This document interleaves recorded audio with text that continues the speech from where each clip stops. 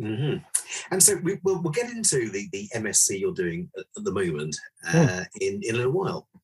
But the MSc you did prior to that was orthopaedic engineering. Exactly. Was it? It was. And so what's that all about? Just making a long plate, drilling holes in it and using it to fix a femur? Well, or is it more to it than that? Okay. No, it's all about cantilevers and angles and forces. It's all of that and more. Wow. So, yeah. So the reason I did it was because I felt as though I needed to do some further study. Mm-hmm. Okay.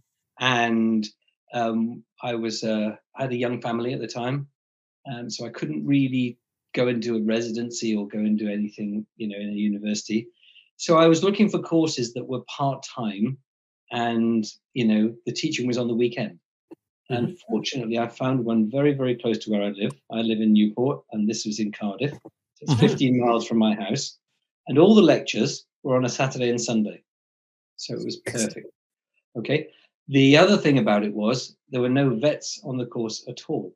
It's a course that was for human orthopedic surgeons. Mm-hmm. So as part of their development, some lucky human orthopedic surgeons get to study engineering as well. So the engineering knowledge and expertise really puts them in a very different category of surgeon, because they're not just a surgeon, but they're a surgeon who knows a little bit about engineering, which is of great help. So basically what it did for me was it made me look at things in a completely different way.